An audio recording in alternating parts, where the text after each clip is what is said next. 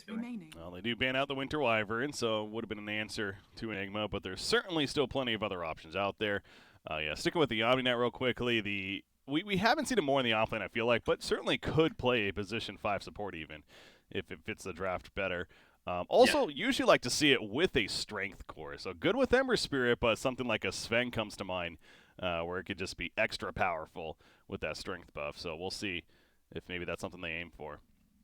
Yeah, I think the Wraith King that LGD did actually made a lot of sense because it does benefit from the strength, like you mentioned. True. And the hero already wants to get hit by spells, if you think about it. Like, as long as there's no mana burn and your reincarnation can go off every fight, then you're basically trying to kill a hero with, like, insane status resistance that's going to respawn regardless. And you are playing into an Enigma, which is, you know, Dota as being like a one-round type of hero where basically it just means you cast your spells once. And then if the team fight's not already won for you at that point, then you lose the fight.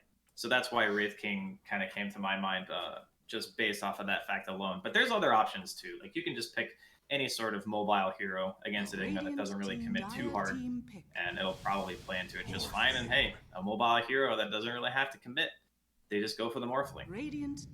Well, TFT very confident with the response though, and ooh, you know what? Doom already feels really good. Hell, against all 3 of those heroes, getting Doom off could do wonders for you. So let me pose a counter question to you, Breaky. You said it feels good against all 3 of them. So wouldn't you say that means that it's a hard Doom game because you want to do 3 different people? That is true. Now, you bring up a valid point, absolutely. So it's a matter of who does he choose to Doom, and then the others have freedom. So that's a good point. Yeah, I think in games like this, you typically want to be doing the Omni above everyone else. But it kind of depends on where the game is. Like, let's say the Morphling or the Ember don't have a very good lane for whatever reason, and then they become, you know, kind of worthless to Doom, more or less, because their laning phase was bad and it's not worth using the spell. Then the game for Doom becomes a lot easier, right? But if they're all dangerous, then having too many targets to Doom can actually end up being an issue. Chaos, going for the Rubik, it's a hero that is a direct answer to the Enigma. Means that at any stage in the game, if he doesn't have BKB and Lincolns, there is the potential for Rubik to just steal that black hole and get some sort of a counterplay off himself. So I like it in the sense that it is an answer to the Enigma, but at the same time, Rubik laning phase versus these 3 that I see from TFT feels real bad. Like, you don't do anything to Enigma, Doom, or Dazzle as Rubik. You can't trade with Dazzle. Doom has 1,000,000 health regen. So even though he has 0 armor, you don't do enough damage as a Rubik to really threaten him. And Enigma, you can't fight into conversions. So as good as it is for like the mid game and the play style of, I think, of what Chaos want, it is going to be a rough lane for that hero pretty much no matter where he goes. TFT going to answer up with the OD. Very common counter to Morphling. Forces the Morphling to buy BKB if you didn't need to buy one already, just because of how much damage you do. And the fact that you can just get bursted. There's not a lot of heroes in the game that can truly burst a Morphling. 10 seconds remaining. OD can burst anyone as long as they're not magic immune. So 5 seconds remaining. One more pick to go for either side. They're going to ban the Troll Warlord for Chaos Esports Club. A hero that's coming to mind for TFT, maybe a little off the wall, but does Slark feel pretty good here for the final tribe, a final pick? They do have a lot of melee on Chaos, so I kind of see where you're coming from.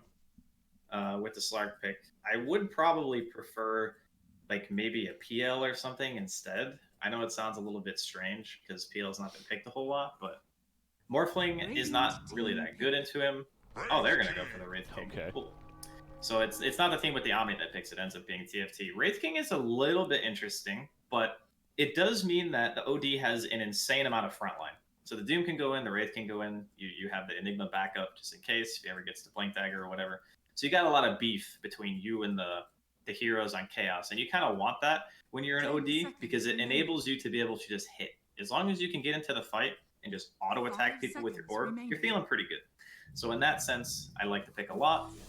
And then Chaos is going to go for the Darkseer. So really old pairing, the Ember Spirit and the Darkseer Ion Shell plus Flame Guard, very strong.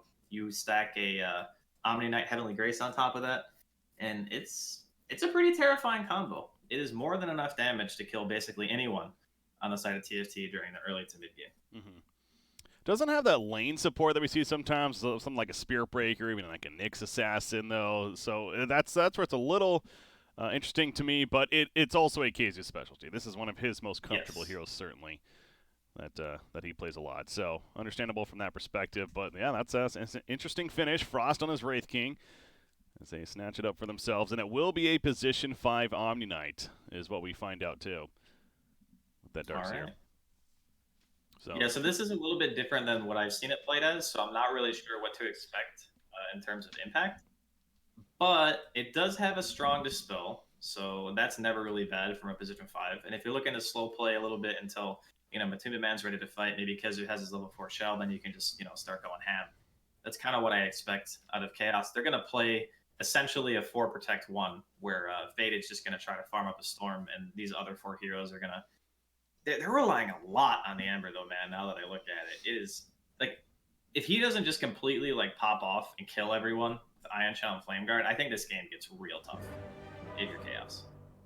create the space for the Morphlane. They're going to need that. What you're saying. How does he fare in the matchup against OD? If you're going to OD would probably be pretty good. That's my concern, right? Because the Morphling kind of wants E-Blade so that he can contribute. He kind of wants BKB so the OD doesn't just dumpster him.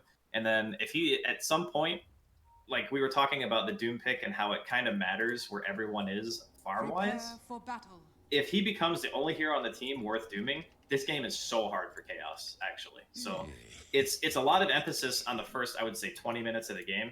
Like, Kezu has to have a good lane. He needs to get his levels up. And Matumba Man, he needs to be very, very active. And I think that this game can very easily get away from Chaos if they don't have a good early game. All right, again, this isn't for all the marbles necessarily, but it's for the victory of the series. This being game number 3, and to move on to play Hippomaniacs. As we found out, the loser going to be matched up against Aiken Esports Club. I've been told it's pronounced there on the lower side, but all 4 will still remain alive, but of course want to take the easier route, going through the winner side. That's what we're here to determine. So once again, it's also, I've noticed the trend that Chaos has been Radiant all 3 games. TFT, of course, being the Dire. So that's been a theme. I mean, comfortability is still a thing. I think that the difference between Radiant and Dire is less than it's been in a long time. So some teams just really like the safe lane of Radiant still, which I kind of get. It's a little bit harder to pull a large camp to lane or whatever, but we'll have to see. Rune contest, top and bottom, actually. Yeah. Okay, the Wraithfire Blast there. Wraith King. Oh my god. They got all 4. Wow, every single rune was contested, and yeah, TFT gets all 4 of them. They played a lot more Diablo in the day. Apparently faster clickers there. That was Kezu taking a ton of damage here as well. Yeah, a lot of right click. Poison Touch will do that from Dazzle. Eventually out comes the Heavenly Grace though, and as you mentioned, it does bring the Dispel, so whenever that Poison Touch goes up, it could respond with the Heavenly Grace if it feels necessary. But they make Omni Knight the lane partner to Darkseer. That kind of goes back to rather. I think Omni Knight's going to still be more position 5, of course, in the hands of Misery, but Milan instead at the bottom lane to help zone out the Doom. Yeah, this is a nice pressure lane though from Chaos, and that's why I was really leaning on the whole emphasis on early game, because I think Darkseer Omni is quite a good matchup against these 2 heroes. As long as they don't both get hit by the AoE Poison Touch or whatever, it should be fine, because the Poison Touch cooldown. It does scale, but it's never going to be less than what Heavenly Grace is, and Misery knows better than to just randomly cast it on his Darkseer. We'll sit on it. We do essentially have a jungle Enigma, though, on skin. He's got the early headdress. Going to work towards that helm of the Dominator, but going back to his roots of sorts, as dare I say, bring it up, back in the Han days, it was certainly his role that he played. That's a position 4 now in this case, so Enigma setting up to have a pretty good time in that jungle. We'll see if Chaos does much to disturb it. I suppose they really don't have a lineup that can. I mean, it's not like Omni Knight can just run in there and harass him. I mean, I guess he could try, but probably wouldn't be effective. Yeah, it's not worth it. As a melee hero, if you're not Bounty Hunter or Ricky, who doesn't... neither one of those heroes really offer a lot to the lane. Misery is actually giving benefit to Kezu by being here. You don't really want to chase him around, so you're definitely right about that. And speaking of chase, Hanskin's just up here. He's like, you don't get this freebie. We're not giving your Darkseer a free early game. Yeah. Oh. Everything just froze for me. I'm still good over here. That's really weird. I don't know what's going on. Oh, just got disconnected. All right, so I'm going to reconnect. Don't worry, you're not missing anything, Breaky. I'll give you the radio. It's everyone's farming. Kezu was forced out of the top lane due to being bullied out by Handskin and Era. And they are not really getting much of anything done here in terms of kills. So pretty quiet early game. Everyone just farming away. Lanes are pretty even. OD has a little bit of a lead over the Ember right now, as you would expect. A deny lead. But the Ember is going to be much more active during the early mid games. So all right. Matumaman's more just concerned about the EXP, I think, at this point than he is the gold, because it's really easy for him to TP top and get kills.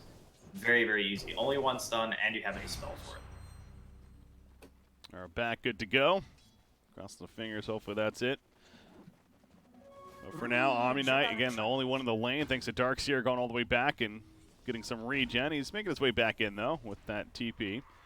And we'll join back up with them, but Dazzle continues his right clicks on Misery as now Casey shows back up, so Frost is not going to let this be free, though. In fact, the Wraithfire Blast, and Omni Knight melts that Era with the heal bomb of the Shadow Wave, doing the damage to secure the kill. Casey, not much more he can do at that point.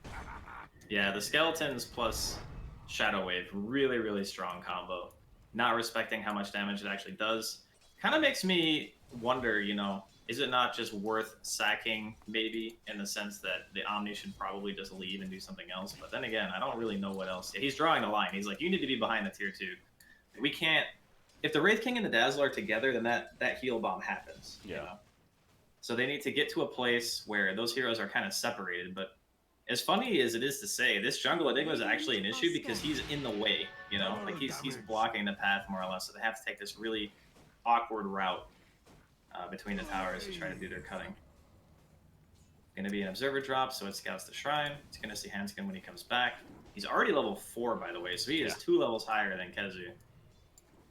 Yeah, he's feeling pretty good right now. Kezu is going to hit level 3 as he cuts the creep wave, sure enough, and Dazzle's running back in with that double damage rune. Still has a bit of time left on it, but I don't think he's going to make a kill by any means as Zibby goes down at the bottom. Looks like he was turning some creep cutting of sorts, and Morphling heads on over to assist for that kill. Back to the top lane. Kezu's getting low. Heavenly Grace helping a bit, but that poison touch is still up. So didn't use it after. In fact, Omni Knight goes down. Kezu's trying to live. One more auto attack. Yes, Hanskin gets it. We got a 3-for-1 start in favor of TFT. 2,000 net worth lead. Overall, this is feeling really good for the Final Tribe now. Yeah, they are having a pretty much the perfect early game that you could ask for. Their jungle Enigma is going completely unpunished. The top lane is unable to apply pressure, even though, like, on paper, they should theoretically be able to. And, like, the Doom, like, sure, he's suffering, but, you know, whatever. He has Devour. He's going to make his way back into the game. And I was focusing a lot. I was like, Chaos need their lanes to not be awful. And I got to tell you, Breaky, they're looking pretty awful. Yeah, they are. That's they weren't listening to your advice. I don't know about that. Lane better. Yeah. I don't know. This is it's rough because even, you know, Matumba Man at this point is starting to suffer a lot more. Like, he's more than a full level behind Chessie. Net worth wise, he's like 1,000 behind. They, like, at this point, you really want your Darkseer to be like level 5. Milan could be in trouble. You see Zibbe using that chain lightning that he's taken over from the Harpy and keeps zapping down Milan and eventually gets the kill. Of course, a great rotation from Enigma now with the helm of the Dominator, has the Hellbreath Smasher. Yeah, this is a laning phase. The key was Ember Spirit. You stressed that, and the fact that he's 16-1 against an OD that's 33-23. Yikes. They need him to recover somehow. He's going to go to the jungle for now, but that's going to be a long journey. Yeah, the only person having a game right now in Chaos is Faded, and, you know, they set it up that way. So it was, you know, this is all kind of according to plan for Chaos, but he's playing into Doom and OD. And he's going to have to go, like, first item Lincolns, which means he's going to have a very slow kind of gradual build-up to being strong. And that kind of makes me worried for Chaos longevity. They're going to find Era here. Top lane. Well, they kind of did, but with Wraith King coming over, they get a little scared and don't want to chase. I was watching the bottom lane, too. There's some pressure possibly coming in, but not going to happen yet. But, yeah, Enigma's nearby. He's almost level 6 as well, so that black hole presence just about online as Misery is kind of just roaming around. He's going to be collapsed on, though. Hanskin is going to get a Heavenly Grace out of it, puts down Midnight Pulse. Doom's coming in trying to assist Misery. One more attack needed. He gets it. Down goes the Omni Knight. So a solo kill essentially for Hanskin, as now he's level 6 as well. Yeah, this Enigma is going off right now for TFT. I mean, it's 4th in net worth, but still, this is technically a position 4 that's farming better than the mid lane right now. Yeah, he's huge. Like, having the helmet was like 5 minutes or something like that. Yeah. Just having that Ursa creep to walk at heroes, like, you don't think about it a lot of the time because really early Helm of the Dominators just aren't super common in games that don't have this hero.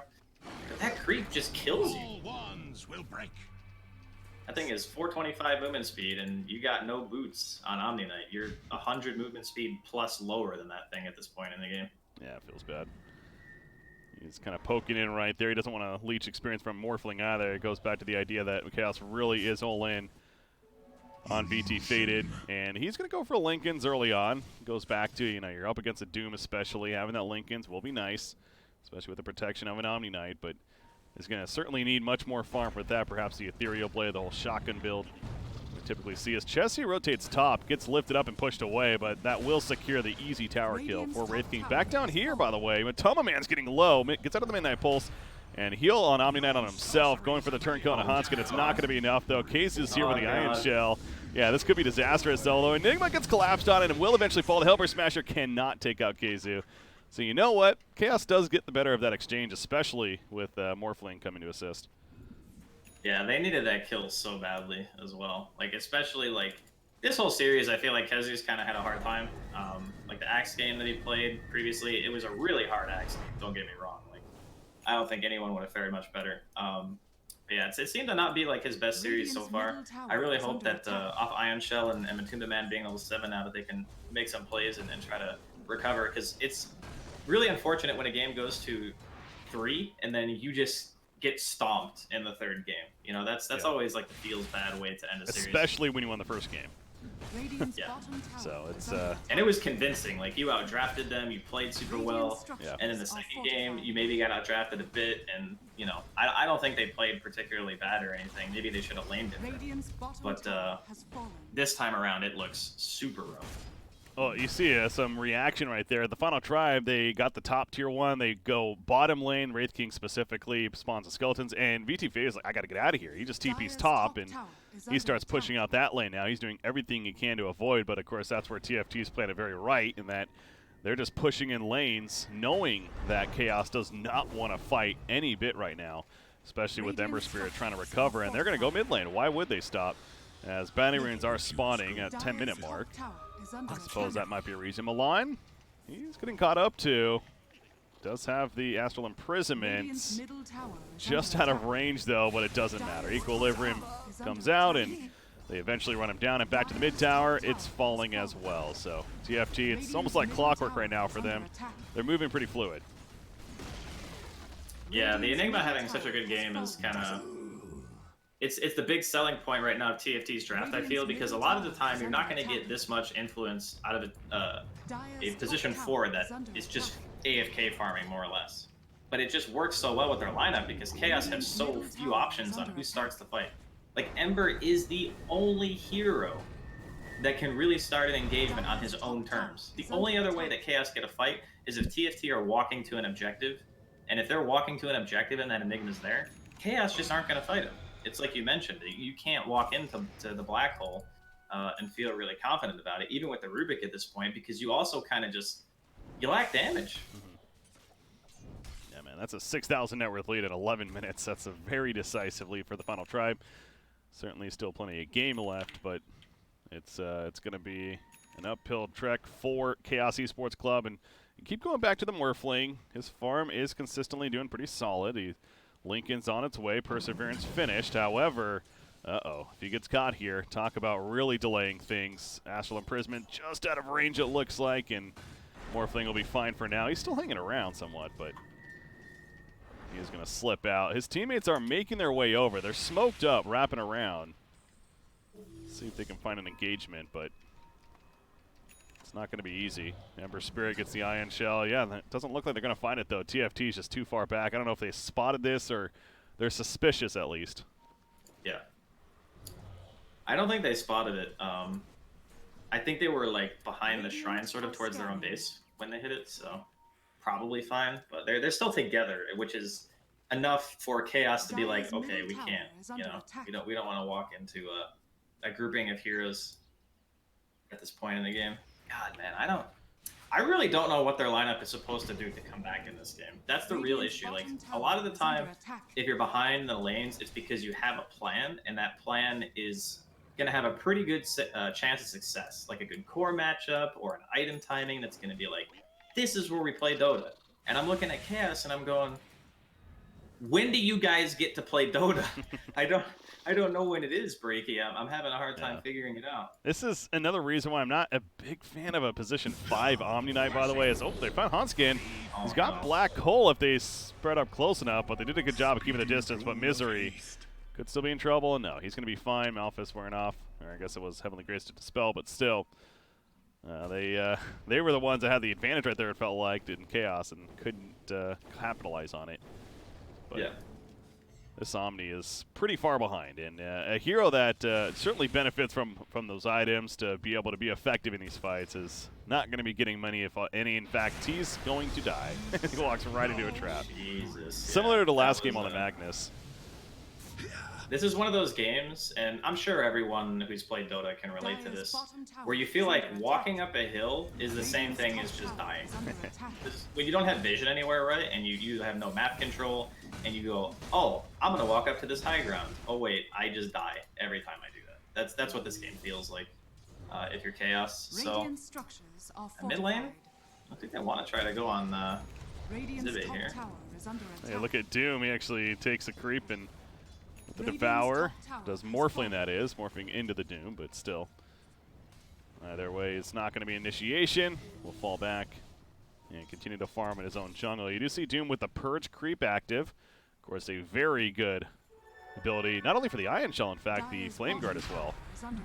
Extra good. And hell, Guardian Angel when that eventually becomes a threat.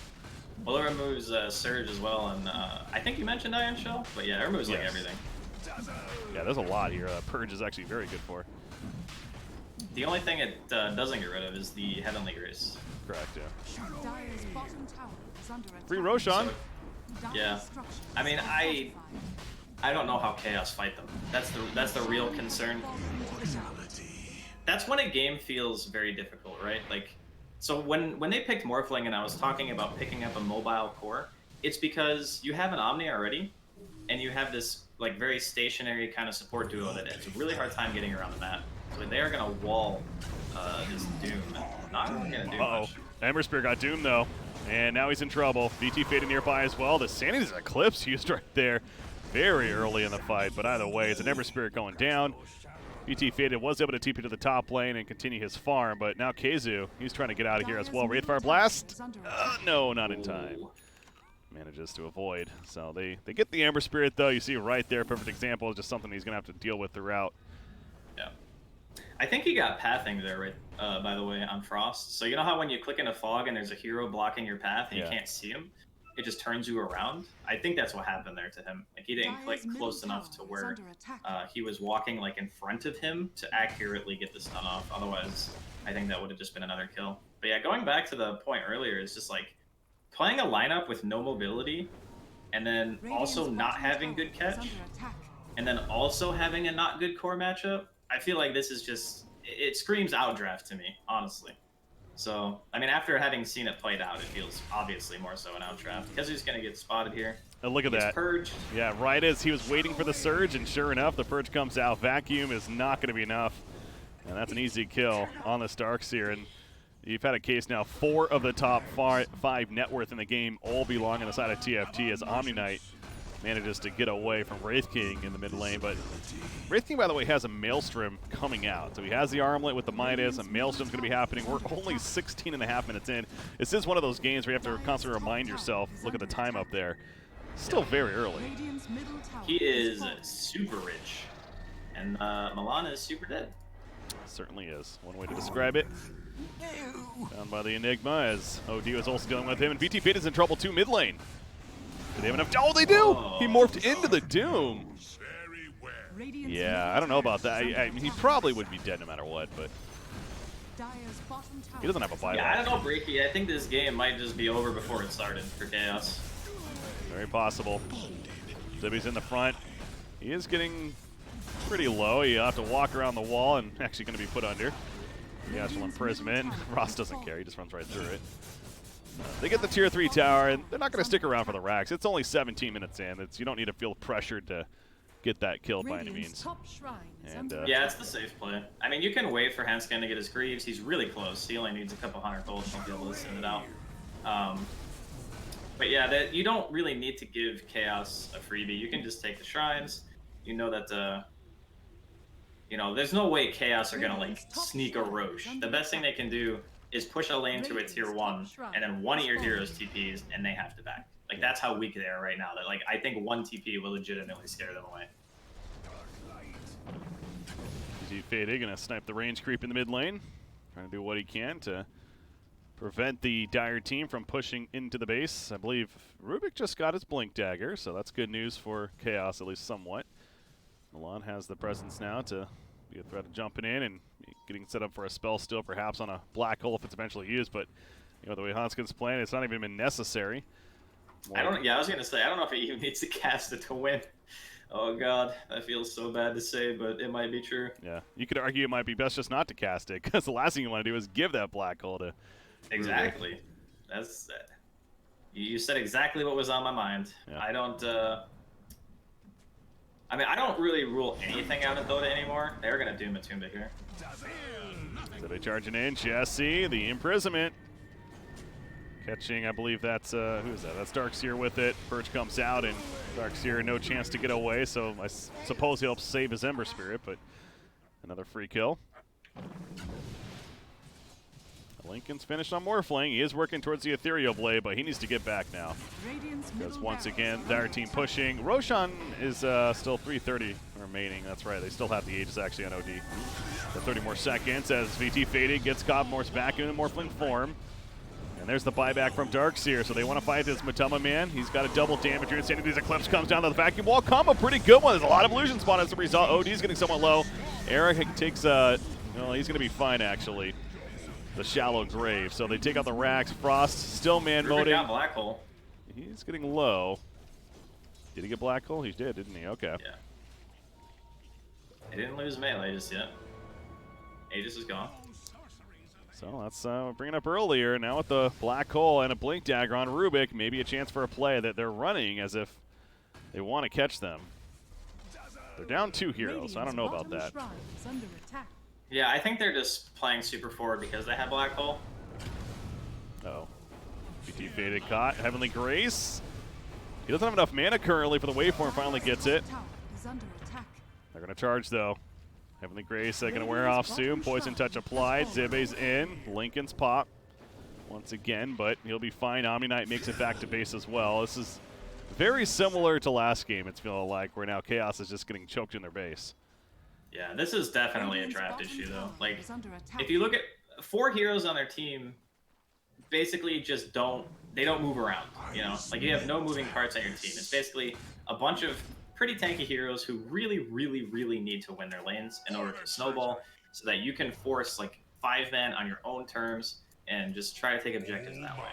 That's why I was stressing in the draft, like, Chaos needed to win their lanes. And even with a hero just sitting in the jungle on TFT, they crushed the lanes. And as soon as that happened, I was just saying to myself, I don't like this type of lineup. It doesn't have a comeback mechanism. The comeback is TFT messing up like super hard, and they've been very disciplined about how they've taken the high ground pushes. So I feel like we could be seeing a very similar game 3 as we did to game number 2. Of course, don't expect any give up by any means just yet for Chaos. Oh, no way. No way. They will not give up. Their throne could be dying, and they probably wouldn't give up. Yeah. This is the TI9 qualifiers, so you pretty much play to the end always. But it is a troublesome spot to be in. Already down 19,000 net worth at 21 minutes. But you know what? Some positive. Morphling is farming pretty well still with the best of them. Although Wraith King, just the acceleration has been real. He's got a full Mjolnir coming out, by the way, on him now, so that's that much more deadly. He's level 15. He gets the skeleton's attack damage, so those little minions, that much more damage they're going to be dealing. Yeah, what is it, like 72 damage a piece, I think, with the talent? I'm not sure. It's crazy. Like they do so much, and there's 8 of them until you get level 20, and then there's 16 if you take that talent. But I think in this game he might actually be able to take it because there's no real mana burn. I was just thinking that. Chaos that you have to worry about. No diffusal threat really, no mana burn in general. So I would not be surprised if he gets that. Yeah, if you think about it, with the 2x skeletons and the damage talent, you're doing like it's 1,000+ raw damage, like every single time all the skeletons hit per like round of hits. If you want to think about it that way, so it's insane how much they do. Radiant's bottom tower is under attack. So Chaos being very slippery as far as not getting caught. No more black hole on Rubik, by the way. So don't have that threat anymore. Guardian Greaves picked up by Enigma, and he is working on his own Blink Dagger. He's almost there. 1,800 gold saved up for him.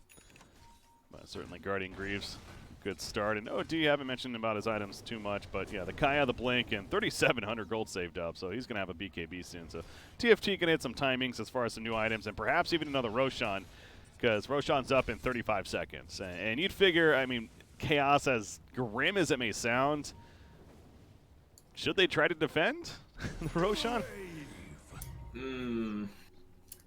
I mean, it's kind of like damned if you do, damned if you don't. Yeah. You know, that's kind of how I feel this entire game has been for Chaos.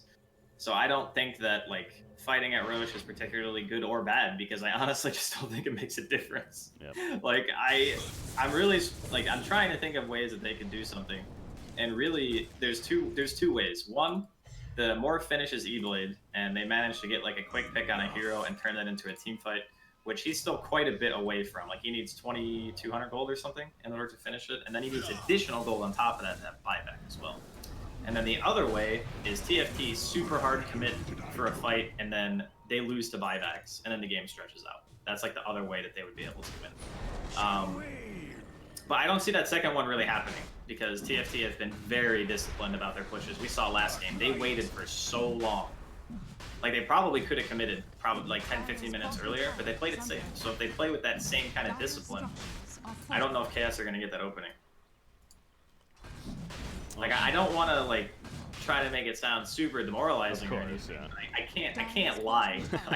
I can't be like, oh yeah, they're totally looking great. 20k advantage in 20 minutes, they got this. Yeah, no, comeback. I mean, they're the king of comebacks. They got this easy. Yeah, it's sometimes you just got to be realistic, Draskyl. I'm with you there. It's very, very grim outlook for Chaos, but we'll see as they keep fighting, pushing out bottom. They're protecting the Morphling. Yes, OD's already here. In fact, blinking forward. Can he catch him? No, that would have been big, of course, but he has a link in, so likelihood of that happening pretty low. Manages to TP to the top and continues his farm, but that's now an Aegis for OD, and they have the cheese as well. Looks like it is going to be in the hands of Wraith King, who has another 3,100 gold. I feel like he just got the Mjolnir.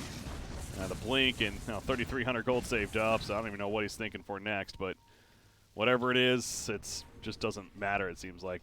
So it's going to be a plus, positive. Yeah, he's feeling good. His item options are wide open. It looks like BKB is going to be his choice. I like it. It is the safest item, I think, to buy this game. I wouldn't even hate something like Scotty or just AC, just anything to give you some tankiness. Again, we talked about the lack of mana burn on the side of Chaos, so in those type of situations, you know, your Wraith King's always going to be able to get his ult mid. You're going to find a lot. Yeah, Enigma, he has got a black hole. He's thinking about using it. Has a Guardian Crew. He's going to need to use it at the last second. Midnight Pulse stolen by Rubik, so not the black hole, but VTP, he's now doomed up.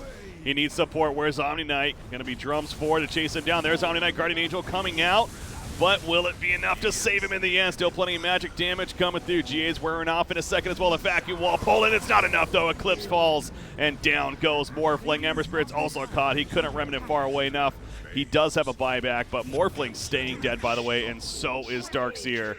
This could be the beginning of the end. A triple kill for Chessie, and there's no reason for TFT to stop now. Yeah, they just call it. GG. I don't blame them at all. It's a 27k lead in 26 minutes. I don't know about you, Breaky, but I think this might be the most one-sided game that I've seen in like the entire qualifier. Has there been a bigger stomp than this?